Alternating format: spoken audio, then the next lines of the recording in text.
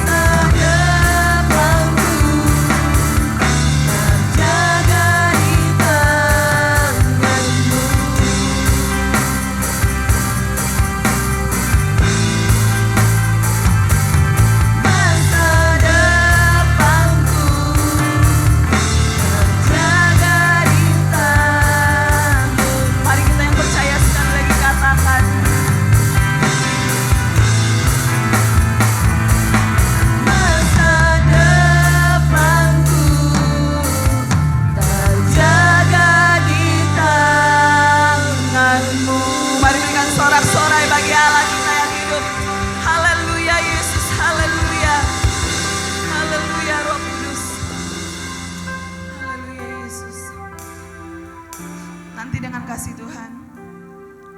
Ibu Gembala akan berdoa untuk membuka ibadah kita pada pagi hari ini. Ya Yesus, terima kasih.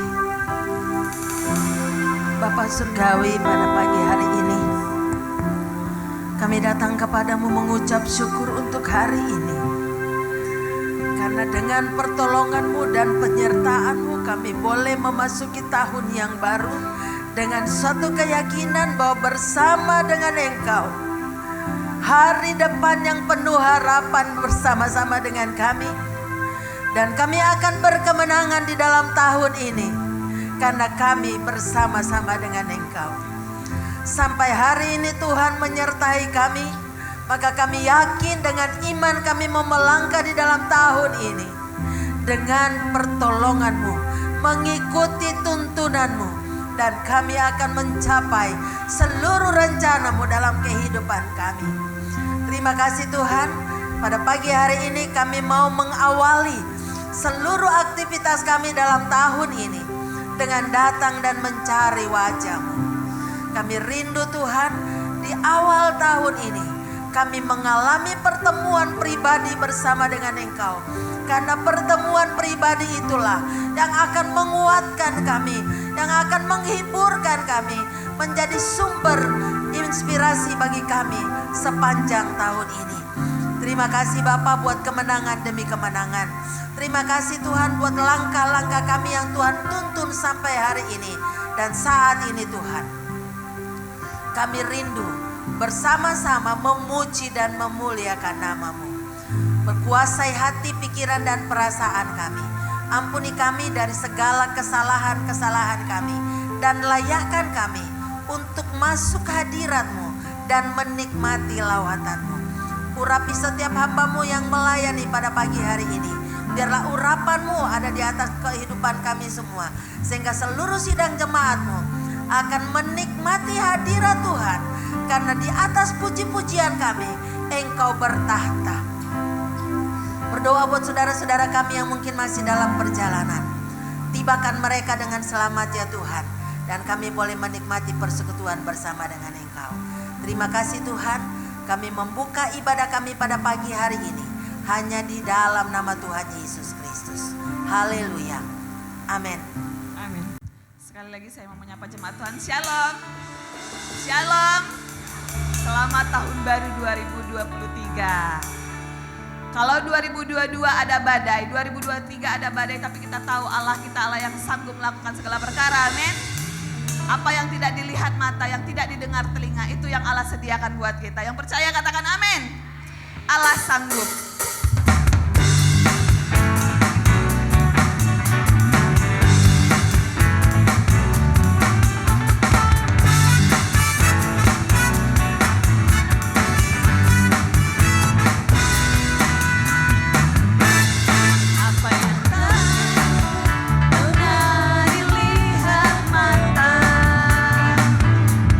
Yang tak pernah didengar telinga.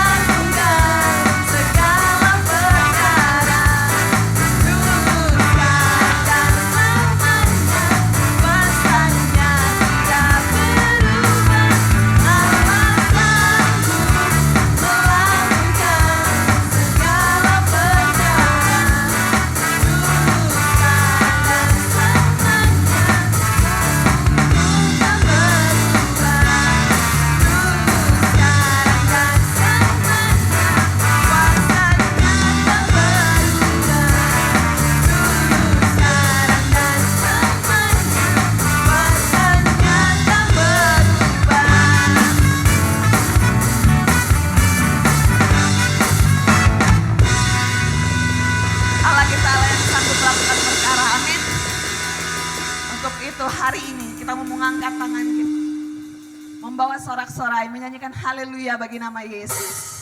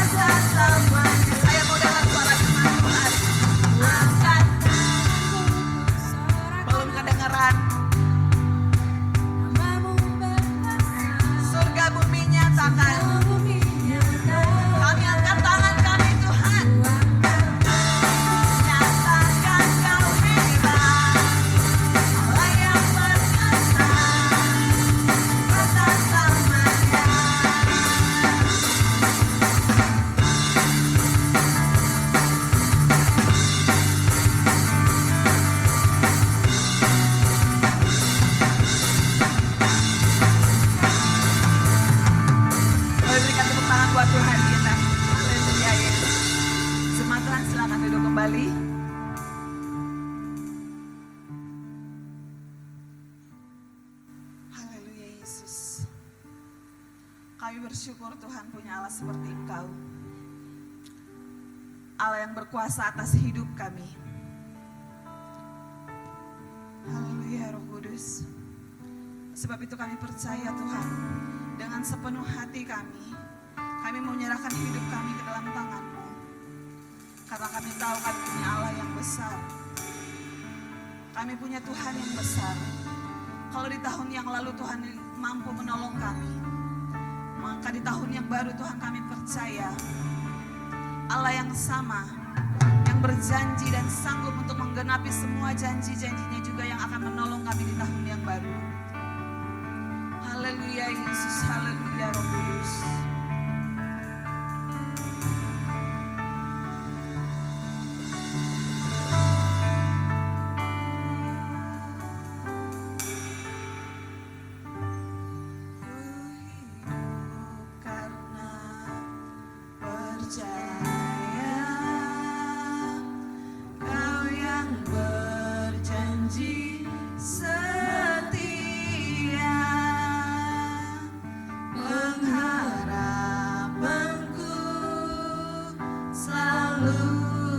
ada di dalam-Mu. Ku tidak akan menyerah.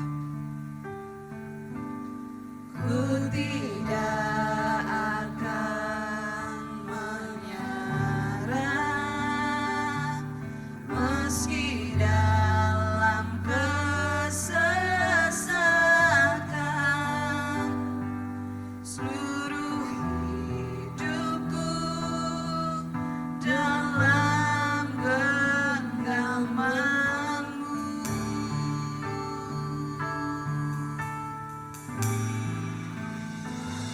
Aku punya Tuhan yang besar, yang telah berjanji dan sanggup menggenapi iman-Mu bersemangat, percaya kuasa-Nya. Ku terima sekarang kemenangan dari-Mu.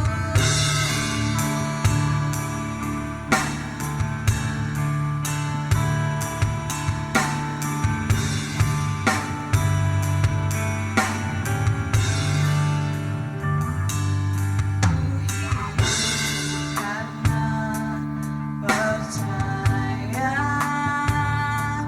Kau yang berjanji setia, pengharapanku selalu ada di dalam-Mu. Ku tidak menyerah, ku tidak akan menyerah, meski dalam kesesatan. Seluruh hidupku dalam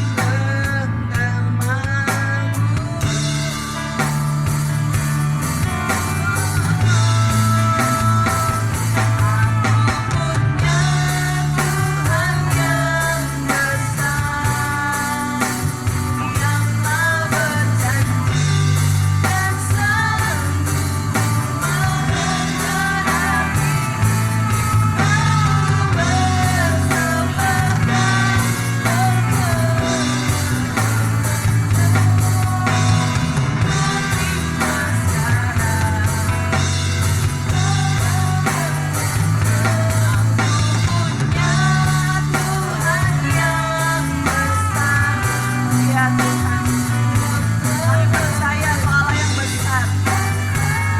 Haleluya Yesus. Sekali lagi saya mengajak jemaat Tuhan untuk bangkit berdiri. Haleluya Yesus. Terima sekarang kemenangan dari-Mu. Sama-sama kita katakan, aku punya Tuhan yang besar, yang telah berjanji dan sanggup menggenapi iman-Ku bersepakat, percaya kuasa-Nya. Ku terima sekarang kemenangan. Ya Yesus, kami terlalu percaya Tuhan, kami punya Allah yang besar. Aku punya Tuhan yang Yes Jesus, yang telah berjanji dan sanggup menggenapi iman-Ku bersepakat, percaya Yesus-Nya. Ku terima sekarang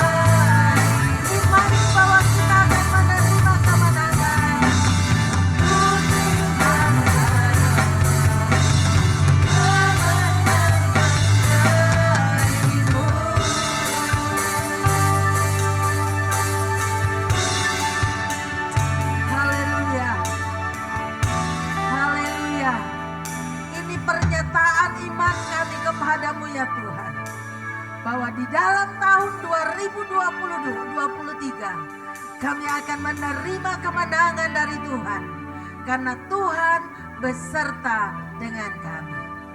Terima kasih Tuhan. Silakan duduk. Hari ini adalah hari kemenangan buat kita. Karena kita boleh melewati tahun 2022. Waktu kita memasuki tahun 2022, banyak prediksi yang mengatakan bahwa tahun 2022 adalah tahun di mana ada banyak kesulitan. Tapi ternyata sampai hari ini kita masih ada dan masih diberkati Tuhan. Amin. Semua diberkati Tuhan. Amin. Dan hari ini di awal tahun ini saya ingin mengajak saudara untuk belajar kembali dari firman Tuhan. Dan firman Tuhan pada pagi hari ini saya beri judul Berjalan Mengikuti Tuntunan Tuhan. Saudara, banyak orang memprediksi bahwa tahun 2023 adalah tahun resesi. Bahkan waktu pemimpin-pemimpin negara berkumpul di Bali, mereka ditanya, menurut bapak-bapak, tahun 2023 itu adalah tahun yang seperti apa? Mereka mengatakan bahwa tahun 2023 adalah tahun kegelapan. Tetapi pada pagi hari ini saya ingin mengajak dan mendorong saudara untuk kita membangun satu keyakinan bahwa tahun 2023 akan menjadi tahun kemenangan buat kita karena kita bersama-sama dengan Tuhan. Amin. Oleh karena itu, mari kita masuki tahun 2023 dengan mengikuti tuntunan Tuhan. Alkitab mencatat dan memberikan pelajaran kepada kita bahwa orang-orang yang dipanggil oleh Tuhan selalu dituntun oleh Tuhan dalam setiap langkah-langkah kehidupan mereka. Masalah boleh ada, tantangan boleh ada, tetapi orang-orang yang mengikuti tuntunan Tuhan akan mengalami kemenangan dari setiap tantangan kehidupan. Mereka akan menikmati berkat-berkat Tuhan dan mereka akan menjalani kehidupan dengan penuh sukacita. Amin. Dan saya berdoa supaya tahun ini menjadi tahun kemenangan buat kita. Amin. Sementara saya merenungkan firman Tuhan dan mempersiapkan diri untuk menyampaikan firman Tuhan pada pagi hari ini, saudara, 3 hari yang lalu, subuh-subuh, saya antara tidur dengan tidak, saudara, dan saya bangun, saya antara tidur gitu, tiba-tiba saya seolah-olah mimpi. Dalam mimpi saya ada satu bejana yang siap untuk diisi. Kemudian seolah-olah ada kesan bahwa kita harus meminta kepada Tuhan, menaikkan doa, dan seolah-olah tangan saya seperti ini, meminta kepada Tuhan untuk Tuhan mencurahkan berkat-Nya bagi kita, tetapi kita harus siap menampung berkat itu. Amin. Waktu saya bangun, saya katakan, Tuhan, biarlah kami sidang jemaat GSC Ahosana menjadi jemaat yang selalu siap, karena kita harus mempersiapkan bejana. Tuhan mau mencurahkan berkat-Nya, tapi kalau bejananya tidak siap, maka berkat itu tidak akan tertampung, saudara. Dan saya mendapat kesan bahwa tahun ini kita betul-betul harus mempersiapkan bejana hati kita. Dan kita siap untuk terus meminta, mendekatkan diri kepada Tuhan supaya berkat Tuhan itu dicurahkan kepada kita. Dan tahun ini menjadi tahun kemenangan buat kita. Amin. Katakan dengan iman, tahun ini menjadi tahun kemenangan buat saya. Berkemenangan dari segala macam sakit penyakit, berkemenangan dari segala tantangan, berkemenangan dari setiap masalah kehidupan yang pasti akan ada. Tetapi yang jelas, kita keluar sebagai pemenang. Berkemenangan tidak berarti bahwa tidak ada masalah. Tantangan boleh ada, tetapi kita keluar sebagai pemenang. Amin. Oleh karena itu, saya akhirnya menyadari bahwa setiap orang yang dipanggil oleh Tuhan, yang Tuhan punya rencana besar di dalam hidupnya, pasti akan mengalami proses. Tetapi di tengah-tengah proses yang sulit itu, Allah beserta dengan kita. Amin, saudara. Dan hari ini saya akan mengajak saudara belajar dari kehidupan seorang tokoh yang masih muda. Bagaimana dia diperhadapkan dengan tantangan demi tantangan, tetapi Tuhan memberikan kemenangan. Kita akan belajar dari kehidupan Yusuf. Di dalam Matius pasal yang kedua ayat 13 sampai dengan ayat yang ke-23. Saya mengajak kita membaca ayat ini bersama-sama. Matius pasal yang kedua ayat 13 sampai dengan ayat yang ke-23. Demikian bunyi firman Tuhan. Mari kita baca bersama-sama. Setelah orang-orang Majus itu berangkat, nampaklah malaikat Tuhan kepada Yusuf dalam mimpi dan berkata, "Bangunlah, ambillah anak itu serta ibunya, larilah ke Mesir dan tinggallah di sana sampai aku berfirman kepadamu, karena Herodes akan mencari anak itu untuk membunuh dia." Maka Yusuf pun bangunlah, diambilnya anak itu serta ibunya malam itu juga, lalu menyingkir ke Mesir dan tinggal di sana hingga Herodes mati. Hal itu terjadi supaya genaplah yang difirmankan Tuhan oleh nabi, "Dari Mesir kupanggil anakku." Ketika Herodes tahu bahwa ia telah diperdayakan oleh orang-orang Majus itu, ia sangat marah. Lalu ia menyuruh membunuh semua anak di Bethlehem dan sekitarnya, yaitu anak-anak yang berumur 2 tahun ke bawah, sesuai dengan waktu yang dapat diketahuinya dari orang-orang Majus itu. Dengan demikian, genaplah firman yang disampaikan oleh Nabi Yeremia. Terdengarlah suara di Rama, tangis dan ratap yang amat sedih. Rahel menangisi anak-anaknya dan ia tidak mau dihibur sebab mereka tidak ada lagi. Setelah Herodes mati, nampaklah malaikat Tuhan kepada Yusuf dalam mimpi di Mesir, katanya, "Bangunlah, ambillah anak itu serta ibunya dan berangkatlah ke tanah Israel, karena mereka yang hendak membunuh anak itu sudah mati." Lalu Yusuf pun bangunlah, diambilnya anak itu serta ibunya dan pergi ke tanah Israel.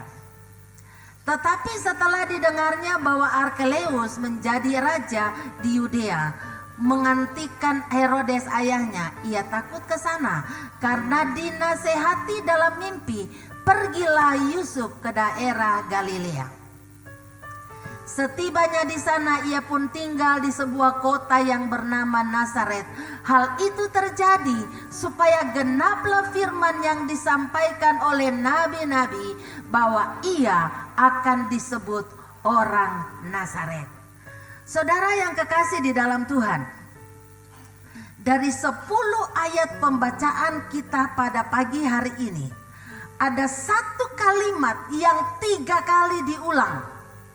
Kalimat itu apa? Maka genaplah firman yang disampaikan oleh nabi dan sebagainya. Artinya, apapun yang terjadi dalam kehidupan Yusuf dan Yesus dan Maria, itu semua terjadi untuk menggenapi firman Tuhan. Tapi untuk menggenapi firman Tuhan itu mereka harus melewati proses. Nah, demikian juga dengan kehidupan kita. Waktu Tuhan menciptakan saudara dan saya, waktu Tuhan membentuk saudara dan saya di dalam kandungan ibu kita, Tuhan sudah punya rencana untuk kehidupan saudara dan saya. Amin. Dan untuk mewujudkan rencana itu, untuk mewujudkan itu dalam kehidupan kita, Dia menuntun kita hari lepas hari. Dan kalau sampai hari ini kita masih ada, itu berarti sampai hari ini Tuhan menuntun kita. Artinya ke depan pun Tuhan akan menuntun kita. Amin. Jadi apapun kata orang tentang tahun 2023, kita tidak perlu khawatir. Karena apa? Kita ada di dalam rencana Tuhan. Amin. Dan kalau kita ada di dalam rencana Tuhan, Tuhan akan menuntun kita hari lepas hari. Nah, persoalannya adalah kenapa banyak orang yang tidak sampai rencana Allah terwujud dalam hidupnya? Ada banyak faktor. Tetapi hari ini saya ingin mengajak saudara membahas 3 poin. Bagaimana caranya supaya kita bisa hidup mengikuti, menuruti tuntunan Allah, supaya seluruh rencana Allah tergenapi dalam hidup kita dengan belajar dari kehidupan Yusuf. Amin, saudara. Poin yang pertama, apa yang Yusuf lakukan, dan ini menjadi pelajaran buat kita. Kita lihat di sini di dalam ayat yang pertama, kita akan poin yang pertama, kita lihat bahwa untuk kita bisa belajar, kita bisa mengikuti tuntunan Tuhan. Hal yang pertama yang harus kita pelajari adalah kita harus belajar untuk mendengar dan mengenal suara Tuhan. Belajar untuk mendengar dan mengenal suara Tuhan. Kita lihat di dalam kisah ini. Di sini kita melihat di dalam ayat yang ke-13. Di situ dikatakan begini. Setelah orang-orang Majus itu berangkat, nampaklah malaikat Tuhan kepada Yusuf dalam mimpi dan berkata, "Bangunlah, ambillah anak itu serta ibunya dan larilah ke Mesir." Dalam kasus ini, Tuhan itu berbicara kepada Yusuf melalui mimpi.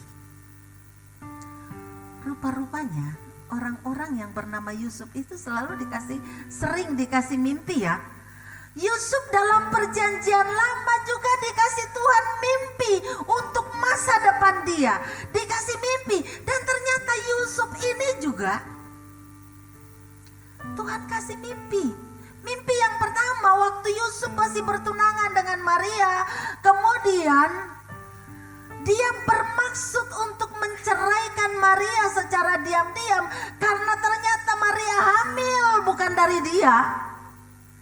Dia bermimpi, Tuhan mengatakan, "Jangan ragu mengambil Maria sebagai istrimu. Karena bayi yang dikandungnya adalah dari Roh Kudus." Itu mimpi Yusuf yang pertama. Sekarang setelah anaknya lahir, anaknya rupanya ada dalam bahaya karena Raja Herodes merasa iri hati, merasa takut tersaingi. Sehingga waktu dia mendengarkan orang Majus datang dan mengatakan, "Di manakah dia, raja yang baru lahir? Karena kami melihat bintangnya, ada raja besar yang baru lahir." Herodes menjadi panas hati. Dengan segala tipu daya, dia mencoba untuk membunuh Yesus. Tetapi ingat, karena Tuhan punya rencana dalam hidup Yesus, maka Tuhan menuntun dia melalui orang tuanya. Waktu orang maju sudah pulang diceritakan, ternyata orang maju tidak melewati Herodes lagi, tetapi dia mengambil jalan lain. Maka Herodes menjadi murka. Tetapi pada saat itu Tuhan menuntun Yusuf melalui mimpi. Tuhan bisa berbicara kepada kita dengan bermacam-macam cara. Ada kalanya Tuhan menampakkan diri kepada seseorang. Ada kalanya Tuhan berbicara melalui mimpi. Ada kalanya Tuhan waktu kita membaca firman Tuhan, firman itu berbicara seolah-olah berbicara khusus kepada kita. Dan itu adalah cara-cara Tuhan. Bahkan Tuhan bisa berbicara melalui anak kecil sekalipun. Yang perlu kita pelajari adalah bagaimana kita belajar untuk mendengar dan belajar untuk mengenal, ini suara Tuhan, ini suara hati saya sendiri, atau ini suara setan. Ini yang harus kita pelajari, saudara. Seringkali ada masalah, ada pergumulan kita mulai berdoa. Tiba-tiba ada muncul pikiran ada suatu muncul di dalam pikiran kita. Kita mulai berpikir, ini suara Tuhan, ini suara hati saya, atau ini suara setan. Kita perlu peka untuk melihat itu, saudara. Nah, pada pagi hari ini bagaimana caranya? Ini tidak mudah, tetapi ada praktis, ada hal-hal yang sangat sebenarnya. Kalau saya ambil dalam contoh kehidupan, contoh nyata. Kalau saya mau dekat dengan seseorang, katakanlah, karena saya begitu dekatnya dengan anak-anak saya tahu bahkan mereka baru naik tangga, dengar langkah-langkah kakinya saja, saya sudah tahu itu langkahnya siapa. Kenapa? Karena kebersamaan. Betul? Jadi supaya kita bisa mendengar, kita bisa mengenal suara Tuhan kita, maka yang pertama, rajin baca firman Tuhan. Karena 90% kehendak Tuhan untuk kehidupan kita itu sudah ada di dalam firman Tuhan ini, di dalam Alkitab. Kalau kita mau belajar mengerti kehendak Tuhan, mari kita rajin baca firman Tuhan. Tapi bagaimana dengan yang 10%? Karena di dalam Alkitab tidak pernah ada ditulis Eca akan menikah dengan siapa, tidak ada. Ibu Ros akan bekerja di mana, itu nggak ada. Tapi yang ada di dalam adalah prinsipnya. Nah, bagaimana dengan yang seperti itu? Kita perlu kepekaan. Nah, perlu kita belajar, dan semakin hari kita akan semakin mengenal dia. Contoh, kalau saya pertama kali berbicara dengan Ibu Ros lewat telepon, saya pasti belum kenal suaranya, bukan? Tapi kedua, ketiga, kira-kira saya bisa kenal nggak suaranya Ibu Ros? Bisa. Tanpa melihat orangnya, hanya dengan suaranya lewat kabel, saya bisa tahu itu suara siapa karena sering berkomunikasi. Jadi kalau Bapak Ibu Saudara mau peka mendengarkan suara Tuhan, mau bisa membedakan ini suara Tuhan atau suara siapa, tetaplah baca firman Tuhan, tetap membangun hubungan kita dengan Tuhan melalui doa. Dan saya mau katakan, firman Tuhan mengatakan pada hari-hari terakhir, Tuhan akan berbicara melalui mimpi. Tuhan akan berbicara melalui penglihatan-penglihatan. Tuhan akan berbicara melalui bermacam-macam cara. Nah, sekarang kita perlu peka bagaimana mendengar suara Tuhan. Saya mau kasih satu kisah nyata. Kita rindu untuk membangun dari gereja ini dulu. Kita berdoa untuk renovasi gereja itu berapa tahun? Mas Budi, kira-kira ingat nggak dari tahun berapa kita sudah mulai ingin memperlebar ini gereja? Tetapi sampai berapa lama itu saya belum dapat keyakinan untuk memulai. Tetapi justru pada masa-masa resesi, pada masa-masa keadaan uang susah, pada saat itu sementara saya berdoa, saya dapat keyakinan mulai. Dan waktu kita mulai, ternyata Tuhan kirimkan dana.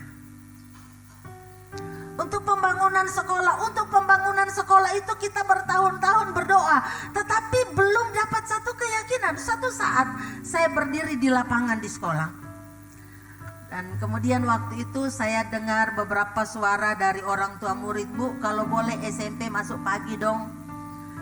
Kami sudah doakan supaya dapat bangunan baru, tetapi saya tidak tahu betul-betul. Suatu hari saya berdiri di lapangan di sekolah itu bersama dengan arsitek yang mengerjakannya. Dan hari itu saya begitu dapat keyakinan bahwa ini waktunya untuk kita mulai. Waktu ngomong, saya langsung mengatakan kepada arsiteknya itu, Pak, itu ada tanah di sebelah. Kalau kita bangun itu kira-kira anggarannya berapa? Tolong buatin saya anggaran. Dan setelah kami membangun, dia dapat kasih saya anggaran itu sampai saya punya pikiran. Karena saya punya pikiran begini, ini pikiran manusia kadang berbeda dengan pikiran Tuhan. Pikiran saya begini, utang saya di bank sudah mau lunas. Jadi saya bangun itu walaupun mungkin dengan bukan permanen. Ini pikiran saya, bank masih percaya saya untuk memberikan pinjaman 150 juta, saya pikir bank masih kasih saya. Dan itu yang saya pikir. Tetapi, dan saya katakan, kita bangun. Dan hari Jumat tanggal 15 Mei, saya mengajak guru-guru berdoa. Dan saya katakan, kita berdoa, tapi doanya jangan minta uang. Berdoanya mengucap syukur, praktekkan firman Tuhan, apapun juga yang kamu minta dan doakan, percayalah bahwa kamu sudah menerimanya, maka hal itu akan diberikan kepadamu. Kemudian tanggal 15, tanggal 27 Mei, saya dari Karawaci dengan Pak Osen, tiba-tiba saya ditelepon oleh seorang anak muda. Anak dari jemaat di tempat ini. Anak sekolah minggu Hosana. Dia tanya, Tante lagi bangun sekolah ya? Iya. Rencana mau bangun lagi ya? Iya. Tante sudah punya anggarannya? Sudah. Dan dia katakan, Tante, saya akan bantu 400 juta. Waktu itu saya merasa dapat begitu ya, dapat keyakinan bahwa ini waktunya untuk kita bekerja. Dan Tuhan bekerja. Amin. Belajar untuk peka mendengarkan suara Tuhan dan belajar untuk mengenal ini suara Tuhan, apa keinginan saya pribadi. Nah, Yusuf di sini waktu dia mimpi, dia tahu ini suara Tuhan, ini petunjuk Tuhan dan dia melakukannya. Itu yang pertama. Yang kedua yang harus kita pelajari adalah taat tanpa menunda. Taat tanpa menunda. Kita baca di dalam ayat yang ke-14. Maka Yusuf pun bangunlah, diambilnya anak itu serta ibunya malam itu juga, lalu menyingkir ke Mesir. Waktu Yusuf mimpi malam-malam, saya tidak yakin bahwa Yusuf tidur siang, tapi dia pasti tidur malam. Waktu dia tidur malam, dia mimpi dan dikatakan firman Tuhan mengatakan, Yusuf pun bangunlah malam itu juga, bukan besok. Malam itu juga dia bertindak. Artinya, kalau kita mau belajar untuk mengikuti tuntunan Tuhan, kalau Allah bilang hari ini lakukan, jangan ditunda. Karena setiap penundaan itu ada akibatnya.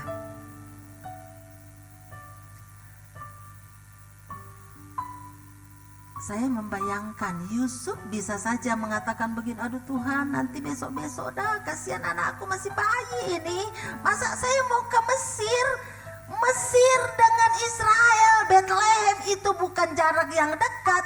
Terus waktu itu belum ada kendaraan, belum ada mobil, dia harus paling tidak naik keledai mungkin. Jarak, saya coba buka Google Map.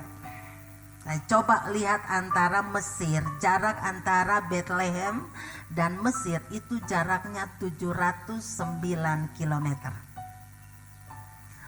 Kemudian bagian buku yang lain mengatakan bahwa 2/3 dari perjalanan itu adalah padang pasir. Yusuf tidak menunda, tetapi waktu dia mendapat mimpi malam itu juga dia langsung bangun dan mengambil anaknya, mengambil istrinya dan mungkin perlengkapan seperlunya untuk berangkat ke Mesir. Salah satu penyakit yang muncul sekarang, yang sering muncul sekarang ini adalah penyakit tunggu dulu. Betul nggak? Disuruh melakukan apa saja, ntar. Ya. Apalagi anak-anak muda kalau sudah asik main game, dipanggil, iya mah ntar. Tetapi firman Tuhan mengatakan, kalau Tuhan mengatakan sekarang maka sekarang. Jangan pernah menunda waktu. Saya merenungkan begini.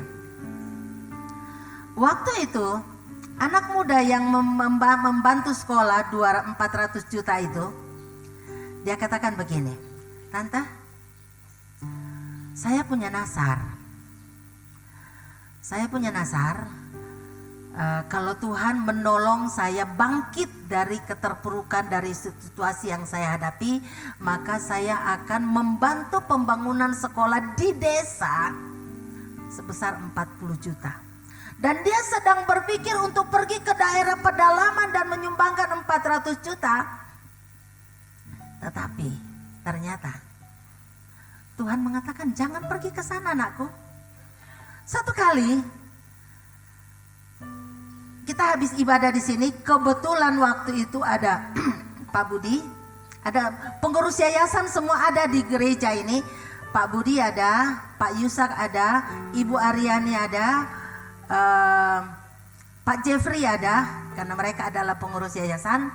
Kemudian hari Minggu itu saya tergerak untuk mengatakan begini sama mereka, yuk mumpung pengurus yayasan ada, yuk kita ke sekolah supaya lihat apa yang Tuhan sedang lakukan di sana, supaya kita lihat perkembangan. Nah, saya bawalah mereka ke sana.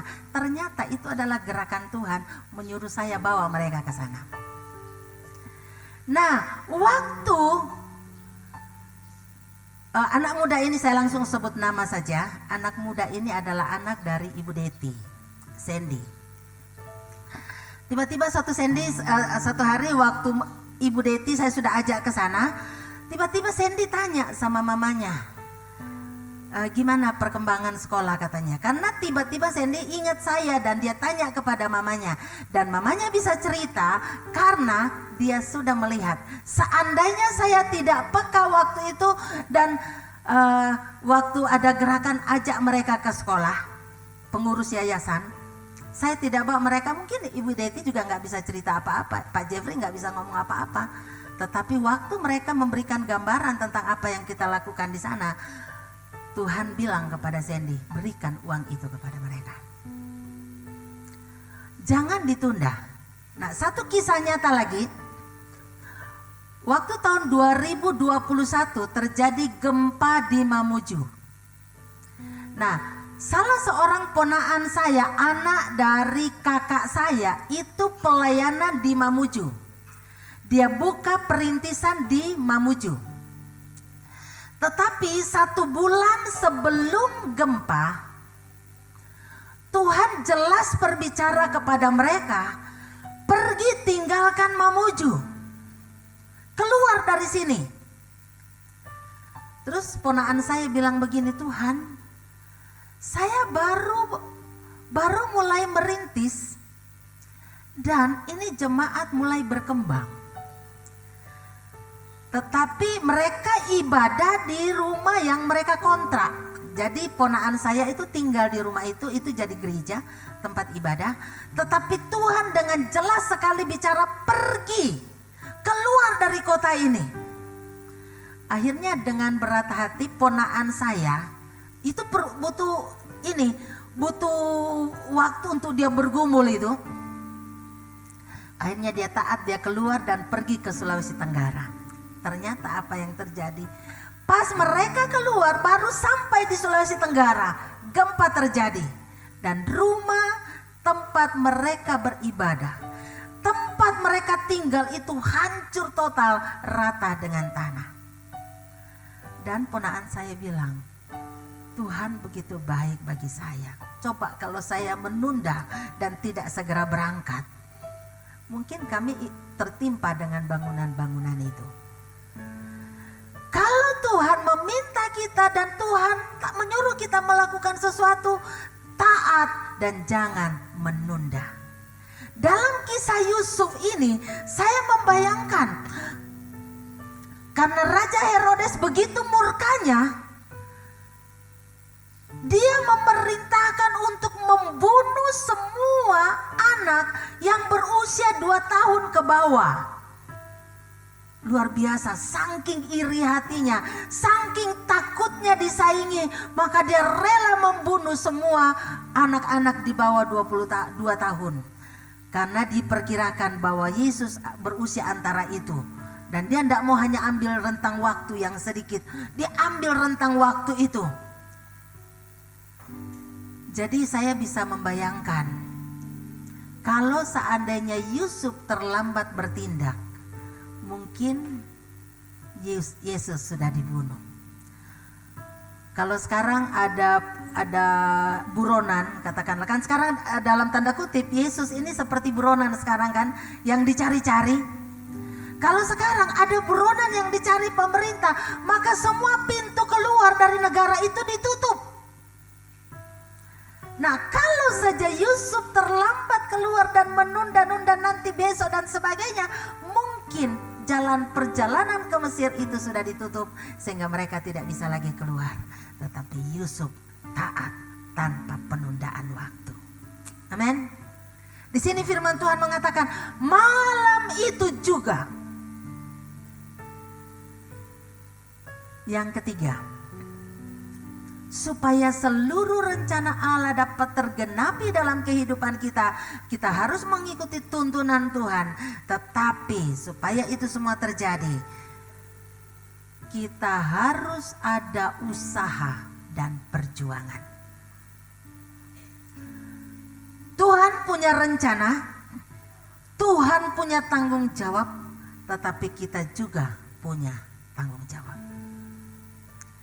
Kita tidak bisa mengatakan Tuhan kan menciptakan saya, Tuhan punya rencana buat hidup saya, biar Tuhan saja yang kerjakan, saya diam saja. Tidak, saudara. Tuhan bekerja pada saat kita respon. Tuhan bekerja pada saat kita bertindak. Tuhan bekerja pada saat kita melakukan kewajiban kita. Harus ada usaha dan perjuangan. Mari kita melihat bagaimana perjuangan Yusuf dan Maria. Ibu-ibu dan bapak-bapak yang pernah punya anak kecil, usia Yesus diperkirakan antara ini. Waktu peristiwa ini mereka melarikan diri ke Mesir, itu diperkirakan antara usia 40 hari sampai 2 tahun. Jadi kita tidak tahu persisnya usia berapa, tetapi pokoknya usianya antara itu. Antara 40 hari dan 2 tahun. Kenapa? Karena dikatakan bahwa Maria Yesus sudah dibawa ke Bait Allah. Dan bayi yang baru lahir di budaya orang Israel, baru dibawa ke bait Allah setelah masa najis ibunya hilang. Dan masa najis ibunya hilang, orang yang baru melahirkan itu di dalam perjanjian lama tidak boleh langsung ke bait Allah, tetapi mereka boleh ke bait Allah pada hari ke-40. Dan kita tahu bahwa Yesus sudah dibawa ke bait Allah. Kemudian Raja Herodes membunuh semua anak yang di bawah usia 2 tahun. Jadi diperkirakan antara usia Yesus pada saat dia melarikan diri bawa ke Mesir itu adalah antara 40 hari sampai 2 tahun. Nah, ibu-ibu dan bapak-bapak, mari kita melihat perjuangan Yusuf dan Maria. Ibu-ibu yang baru melahirkan, kira-kira dalam usia 40 hari sudah kuat belum jalan jauh? Halo? Sudah sanggup berjalan jauh? Belum. Bapak-bapak yang akan membawa anaknya jalan kaki, bukan jalan 1 hari, bukan jalan jauh, bukan jalan ke tetangga, tetapi jarak antara Mesir itu ratusan kilometer. 709 menurut Google Map. Terus 2/3 dari jarak itu adalah padang pasir. Bapak-bapak yang harus membawa anak bayinya jalan kaki melewati wilayah itu, wilayah seperti itu, mudah tidak? Tetapi Yusuf menjalani proses itu. Rasanya mustahil seorang anak bayi yang masih sangat kecil dibawa melewati padang pasir siang dan malam. Tetapi kalau kita ingat perjalanan bangsa Israel dari Mesir itu 40 tahun. Tetapi sebenarnya karena mereka putar-putar, kalau mereka jalan terus diperkirakan 1 bulan. Tetapi Yusuf melakukan itu, menjalani semuanya itu karena dia taat kepada Tuhan. Dan akhirnya toh mereka sampai ke Mesir dengan karena apa? Penyertaan Tuhan. Tidak digambarkan Yesus sakit. Tidak diceritakan bahwa Yesus sakit setelah melewati perjalanan yang siang malam ada di padang yang terbuka. Terus yang berikut di dalam ayat yang ke-19, tolong dibuka ayat yang ke-19. 19 sampai ke-20. Setelah Herodes mati, nampaklah malaikat Tuhan kepada Yusuf dalam mimpi di Mesir, katanya. Lanjut. Bangunlah, ambillah anak itu serta ibunya dan berangkatlah ke tanah Israel, karena mereka yang hendak membunuh anak itu sudah mati. Setelah mereka sampai ke Mesir, ingat, Yusuf dan Maria itu orang Israel, orang Galilea. Mereka ke Mesir menjadi orang asing. Mereka belum tahu di Mesir nanti mereka tinggal di mana. Mau temuin siapa di sana, tetapi mereka tidak peduli mau bagaimana, yang penting mereka melangkah berdasarkan pimpinan Tuhan dan Tuhan menyertai mereka. Sampai di Mesir, Tuhan menuntun mereka untuk menemukan rumah di mana mereka tinggal. Di dalam perjalanan Tuhan melindungi mereka dari siang dan malam. Saya membayangkan, saya tidak tahu bagaimana karena Alkitab tidak mencatat bagaimana Tuhan melindungi perjalanan Yusuf dan Maria dengan bayinya ke Mesir. Tetapi yang saya yakini, waktu orang Israel keluar dari tanah Mesir, Tuhan menyertai mereka dengan tiang awan pada siang malam, pada siang hari, dan tiang api pada malam hari.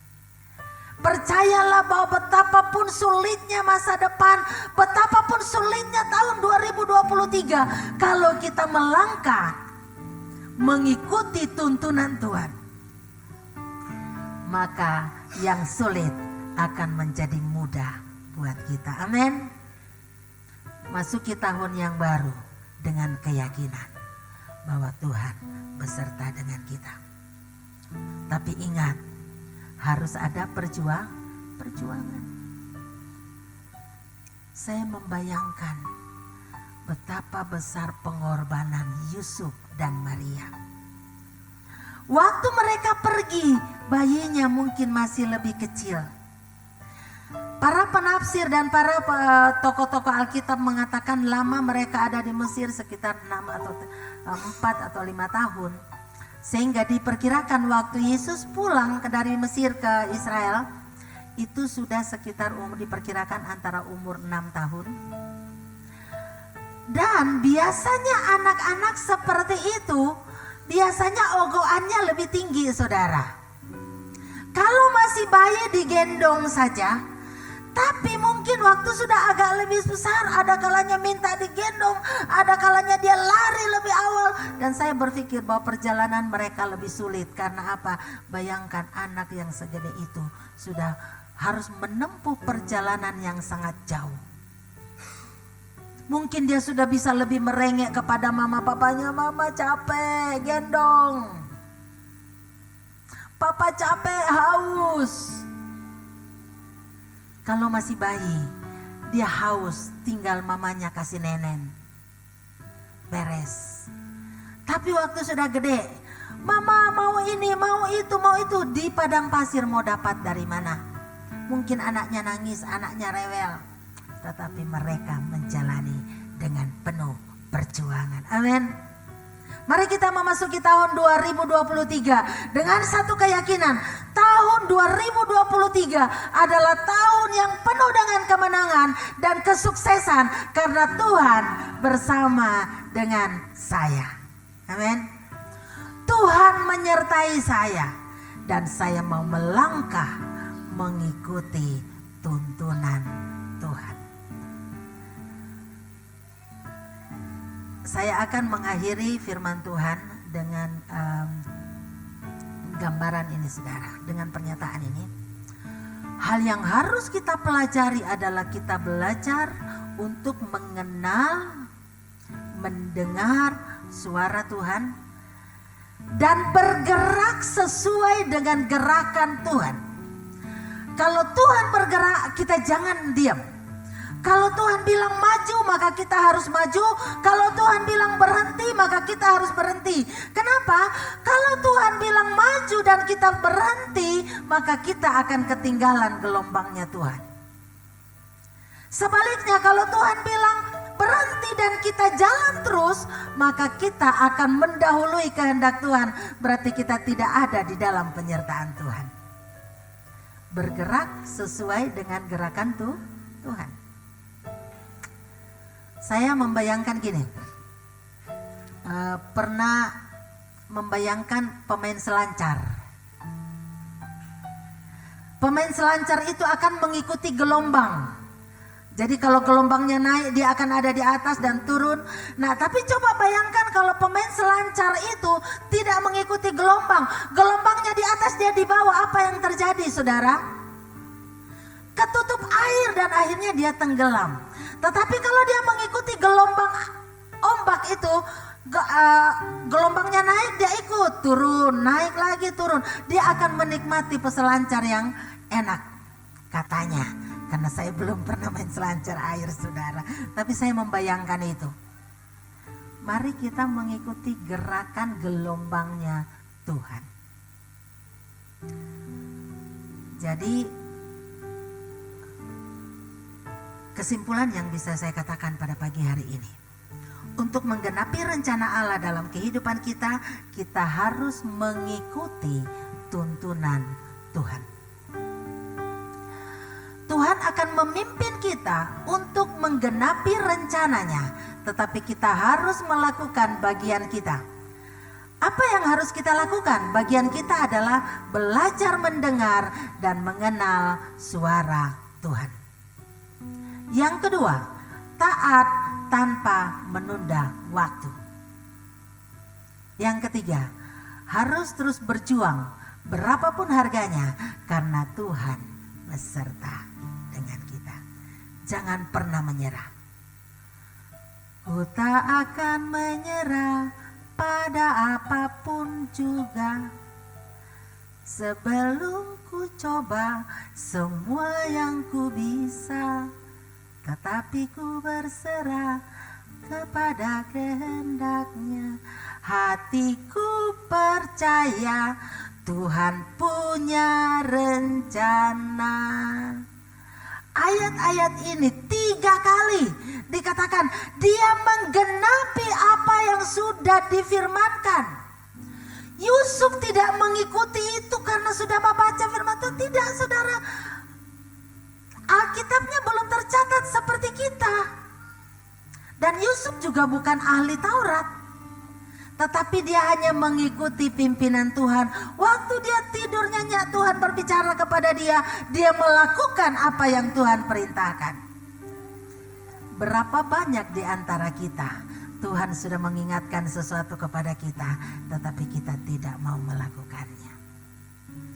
Amin. Mari kita akan tunduk kepala, kita akan menyanyikan satu pujian. Hidupku menggenapi firman. Percayalah bahwa di dalam kehidupan kita Tuhan punya rencana. Dan biarlah seluruh rencana Allah tergenapi dalam kehidupan kita. Penundaan yang kita lakukan itu bisa berarti perpanjangan penggenapan janji Tuhan. Mungkin seharusnya digenapi sekarang karena kita menunda-nunda, maka itu tidak digenapi, tetapi ditunda karena Tuhan harus memutar jalan kita. Mari kita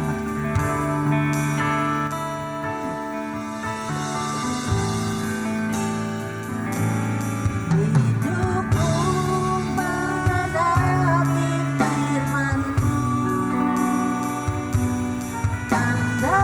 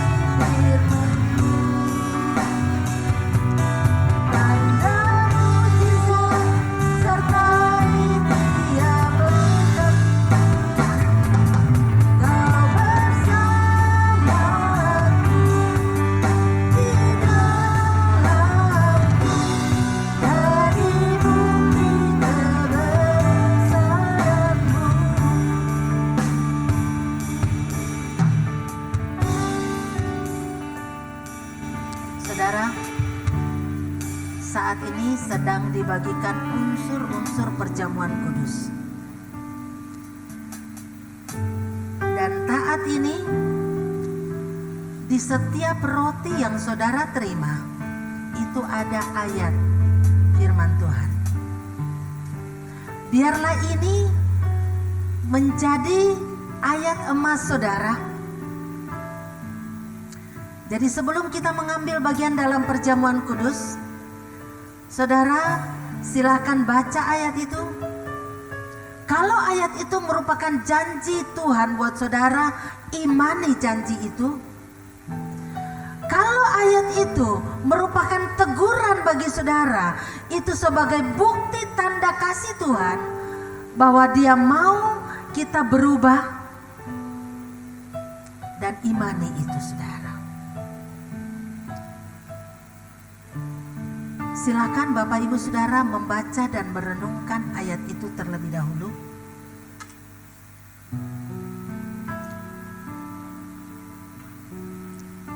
Percayalah bahwa Tuhan sangat mengasihi kita. Tuhan bisa menuntun kita melalui bermacam-macam cara. Dan mungkin ini adalah salah satu yang Tuhan bisa pakai untuk menuntun menjadi pedoman bagi saudara saat ini. Mungkin ada yang mungkin karena keterbatasan mata tidak bisa melihat dan tidak bisa melihat dengan jelas dan perlu dibacakan. Tolong bisa angkat tangan dan Ibu Febi akan datang untuk menolong Bapak Ibu. Mungkin karena keterbatasan mata yang sudah harus pakai kacamata dan tidak bisa membacanya. Boleh angkat tangan, akan dibantu untuk membaca.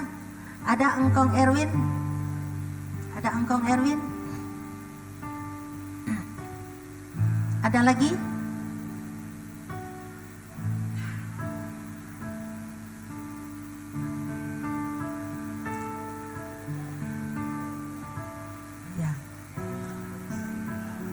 Jadi sesudah kita membaca ayat-ayat ini, kita imani.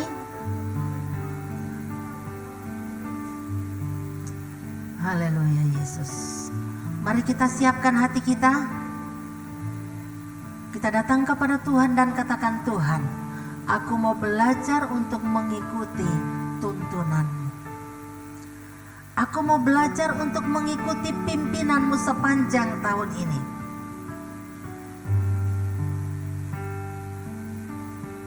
Haleluya Yesus. Hidupku menggenapi firman-Mu, tanda mujizat sertai tiap langkahku. Kau bersamaku di dalamku, jadi bukti kebesaran-Mu.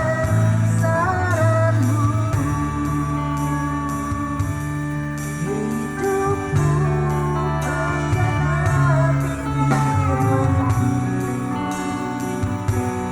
tanda mujizat sertai tiap langkahku. Kau bersamaku di dalamku,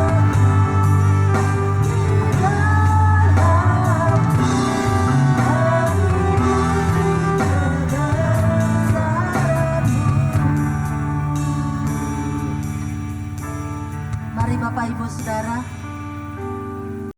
yang mengambil satu komitmen bahwa mulai hari ini saya mau belajar untuk melangkah mengikuti pimpinan Tuhan, tuntunan Tuhan. Saya undang saudara untuk bangkit berdiri di tempat, sambil saudara mengangkat tangan saudara sebagai tanda penyerahan saudara kepada Tuhan. Saya akan berdoa buat saudara. Bapa Surgawi, pada pagi hari ini Tuhan, hamba berdoa buat seluruh sidang jemaat-Mu. Kami melangkah dengan iman dan kami memasuki tahun baru ini dengan satu keyakinan bahwa sidang jemaat-Mu dan kami semua akan menjadikan tahun ini tahun kemenangan. Oleh karena itu kami mau melangkah mengikuti tuntunan-Mu ya Tuhan. Kami tidak mau berjalan dituntun oleh keinginan kami sendiri, tetapi biarlah Engkau sendiri yang menuntun langkah-langkah hidup kami. Ajar kami Tuhan untuk kami boleh mengenal dan selalu mendengarkan suara-Mu. Ajar kami Tuhan untuk selalu berkata ya kepada perintah-Mu dan tidak menunda-nunda untuk melaksanakannya. Dan ajar kami Tuhan untuk memiliki hati yang rela membayar harga, hati yang rela berjuang untuk mewujudkan seluruh rencana-Mu dalam kehidupan kami. Hamba tidak tahu apa yang menjadi pergumulan sidang jemaat-Mu pada pagi hari ini, tetapi Engkau Allah yang Maha Tahu. Dan saat ini Tuhan, kami siap untuk mengambil bagian dalam perjamuan kudus. Biarlah Tuhan akan menguduskan kami, melayakkan kami untuk mengambil bagian di dalam perjamuan kudus ini, menguduskan dan menyucikan semua unsur-unsur perjamuan kudus yang ada, sehingga sesudah kami mengambil bagian di dalamnya, iman kami akan semakin kuat, keyakinan kami akan Engkau dan penyertaan-Mu semakin bertambah, dan tiada keraguan di dalam hidup kami untuk mengiring Engkau. Terpujilah nama-Mu Bapa. Kami mau mengambil bagian dalam perjamuan kudus, dalam nama Bapa, Anak, dan Roh Kudus. Haleluya. Amin. Saudara yang kekasih di dalam Tuhan, angkatlah roti di tangan kanan saudara,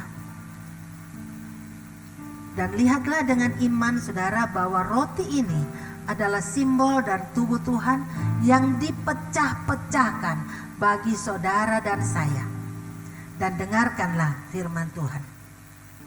Sebab apa yang telah kuteruskan kepadamu telah aku terima dari Tuhan, yaitu bahwa Tuhan Yesus pada malam waktu Ia diserahkan, Ia mengambil roti dan sesudah itu Ia mengucap syukur atasnya, Ia memecah-mecahkannya dan berkata, inilah tubuhku yang diserahkan bagi kamu, perbuatlah ini menjadi peringatan akan daku. Mari kita akan pecahkan roti ini bersama-sama dan kita akan makan bersama-sama dalam nama Tuhan Yesus Kristus.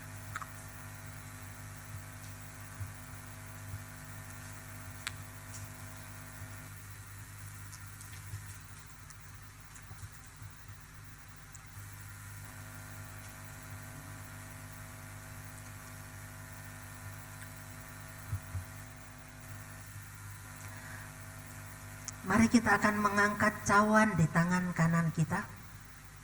Kita lihat dengan iman kita bahwa cawan ini adalah perjanjian baru yang merupakan simbol dari darah Tuhan, yang merupakan bukti dari kasih Tuhan. Dan mari kita akan dengarkan firman Tuhan.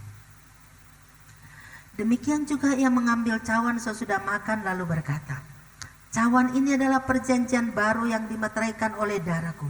Perbuatlah ini setiap kali kamu meminumnya menjadi peringatan akan daku. Mari kita akan minum bersama-sama dalam nama Tuhan Yesus Kristus.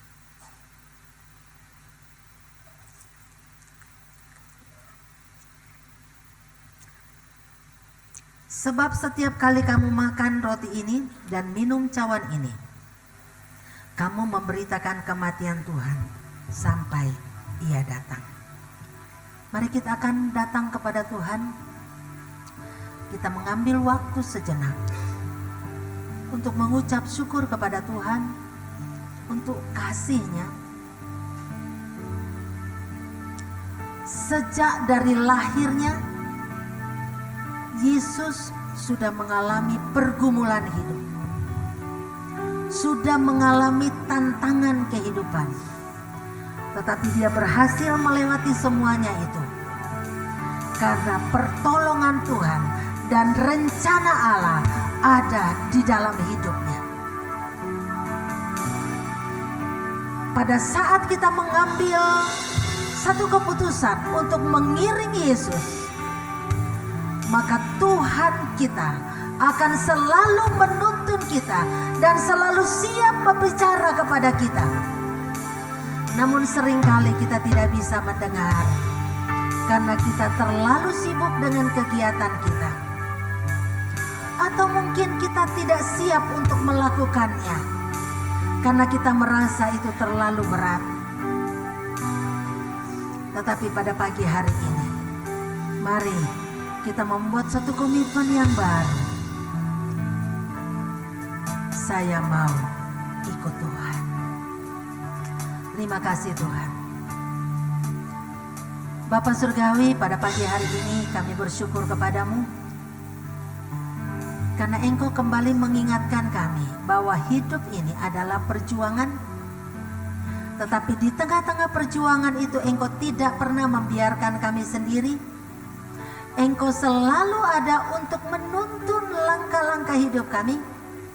Engkau selalu ada untuk memimpin kami dan menuntun kami apa dan kapan kami harus bergerak. Kemana kami harus melangkah, Engkau yang menuntun.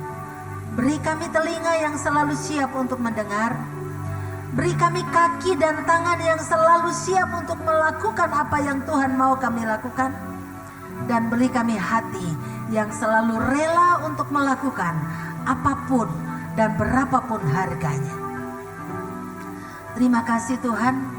Hamba berdoa buat seluruh sidang jemaat-Mu pada pagi hari ini. Engkau akan menjadikan kami pemenang. Melewati tahun 2023 bersama dengan Tuhan, kami pasti menang. Terima kasih Tuhan. Berdoa buat saudara-saudara kami yang sakit. Berdoa buat saudara-saudara kami yang kekurangan. Berdoa buat saudara-saudara kami yang sedang mencari pekerjaan. Berdoa buat bangsa dan negara kami. Tuhan berikan hikmat kepada pemimpin-pemimpin kami. Terpujilah nama-Mu Bapa. Bapa kami yang di sorga, dikuduskanlah nama-Mu. Datanglah kerajaan-Mu. Jadilah kehendak-Mu di bumi seperti di sorga. Berikanlah kami pada hari ini makanan kami yang secukupnya, dan ampunilah kami akan kesalahan kami, seperti kami juga sudah mengampuni orang yang bersalah kepada kami. Dan janganlah membawa kami ke dalam pencobaan, tapi lepaskanlah kami daripada yang jahat. Karena Engkaulah yang mempunyai kerajaan dan kuasa dan kemuliaan sampai selama-lamanya. Angkatlah kedua tangan saudara dan terima berkat Tuhan. Tuhan memberkati engkau dan melindungi engkau. Tuhan menyinari engkau dengan wajah-Nya dan memberi engkau kasih karunia. Tuhan menghadapkan wajah-Nya kepadamu dan memberi engkau damai sejahtera. Kiranya damai sejahtera Allah yang melampaui segala akal menguasai hati, pikiran, dan perasaan kita semua untuk melewati dan menjalani tahun 2023 ini dengan penuh sukacita dan kemenangan dari Tuhan. Karena tahun ini akan menjadi tahun kemenangan, tahun yang penuh berkat yang kita terima dari Tuhan. Haleluya. Amin. Bapa, terima kasih.